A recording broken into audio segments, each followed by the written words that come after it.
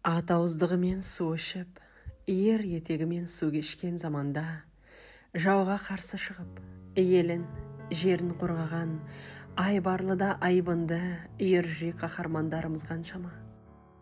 Осындай батыр болмысты, қайсар рухты тұлғалардың қатарында біздің әкеміз Дәрібаев Бағыт Серікұлы да бар. Оның кіндік қаны тамған мекені бұрынғы Гурьев облысы Кеңөзек ауылдық кеңесі, Алғабас колхозы.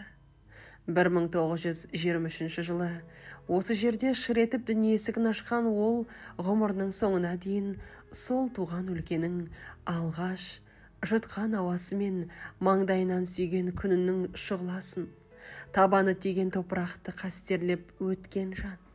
Ерлік һәм қаһармандықпен өрілген өмір жолының өзі тұнып тұрған өнеге. Топ-топ баламен түз тозаңын төбеге көтеріп, асыр салып жүрген ерке балғын ес білгеннен ақ отбасылық құндылықтарды да бойына сіңіріп өсті. Әкесі Серік Дәрібайұлы жазда балық аулап, қыста қамыс шауып, колхозда еңбек еткен қарапайым шаруа адамы. Ал анасы Сәби Байжанқызы бала тәрбиесімен, үй шаруасымен алысты. Отбасында ағасы Ұлияр, қарындасы Балхия және інісі Кенжібай есімді бауырлар болды. 1930-38 жылдары 8 жылдық мектепте оқып, колхозда жастайынан еңбек етті. 1941 жылы Ұлы Отан соғысы басталғанда әкеміз небәрі 18 жаста болатын.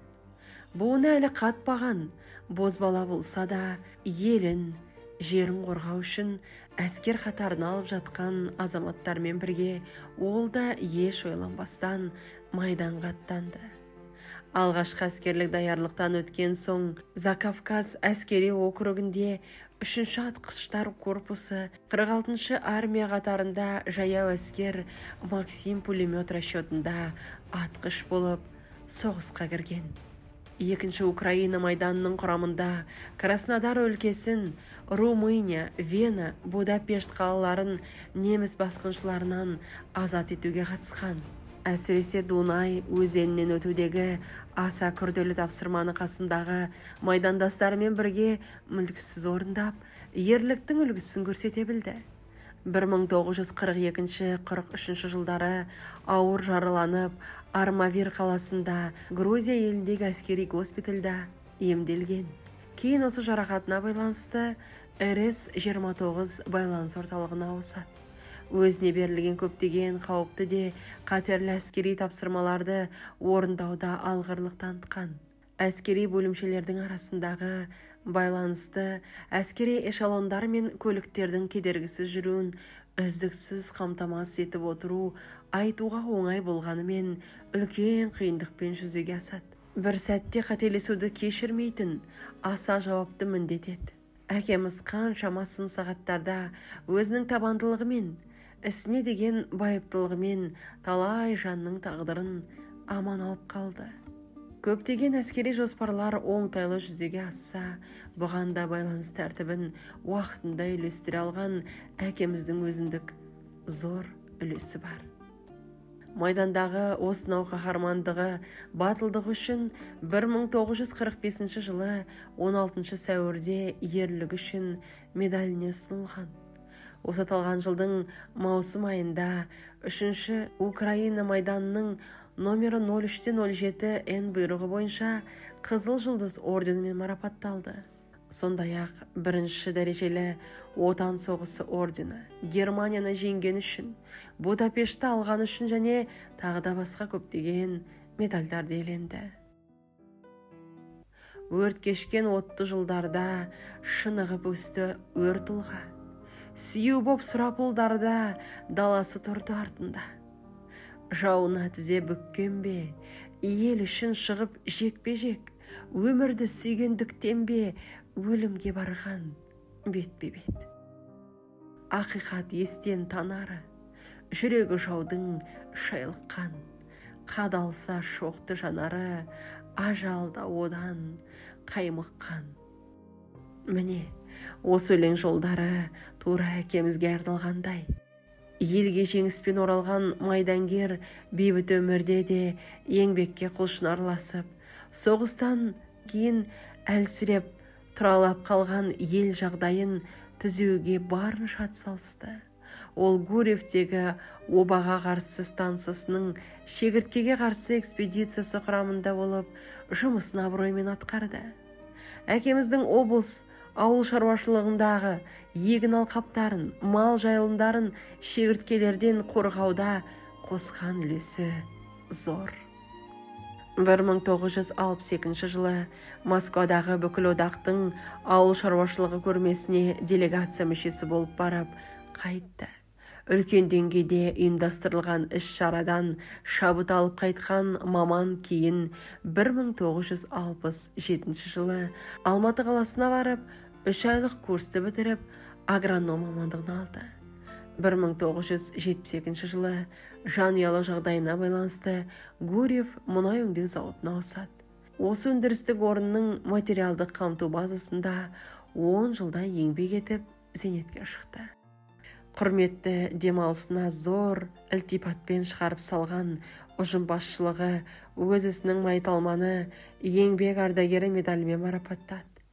Қай жұмысты да бар жан тәнімен беріліп жасайтын, аяғына дейін жеткізбей тынбайтын еңбекқор әкеміздің бұдан да өзге де алған мақтау марапаттар жетерлік.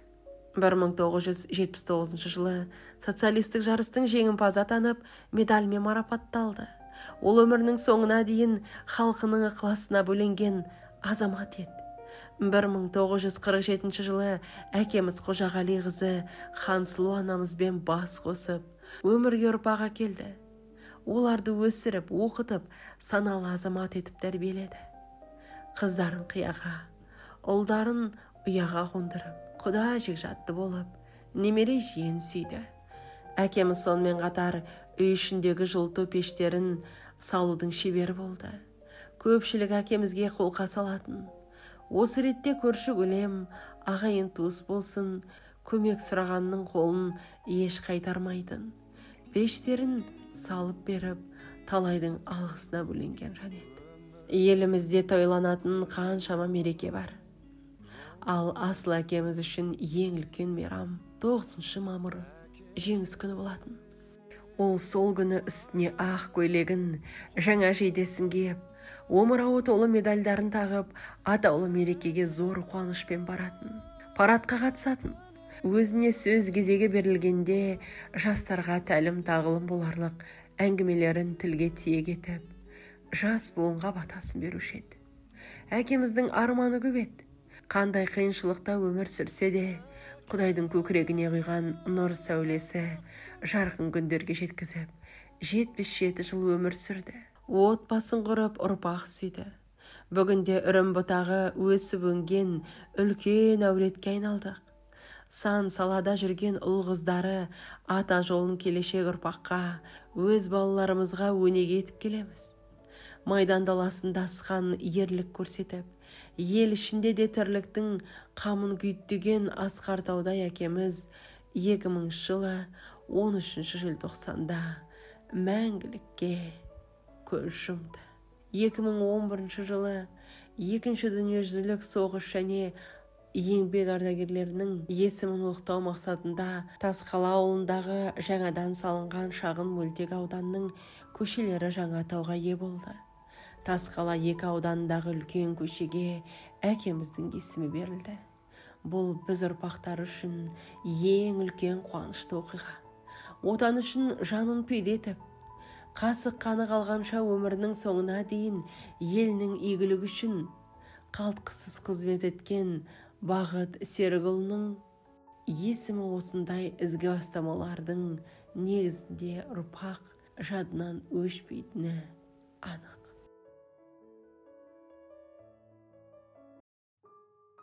Жеңіспен оралдың әкешім, ерлігің жазылған дастандай. Сын сәтте сыналып ширадың, қас дұшпан сесінен жасқанбай. Жас едің көгерім бозбала сұм соғыс, жастығын ұрлаған. Бір ғана тілегің кеудеңде, болса екен ел жұртым дін аман. осынау құштарлық отанға ұласты жеңісті күндермен.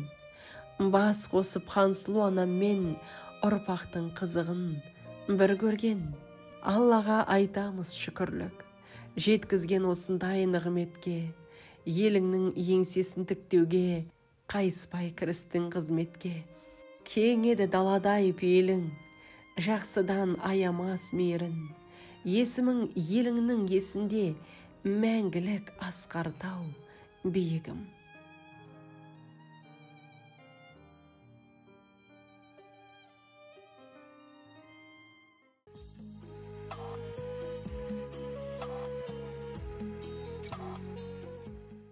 Халқының арда тұтар азаматы, артына өнегелі ұрпақ қалдырған асыл әке, ерлігі мен еңбегі үлгі болған Дәрібаев Бағыт Серікұлының жарқын бейнесі мәңгілік ұмытылмауы тиіс, ұмытылмайды да.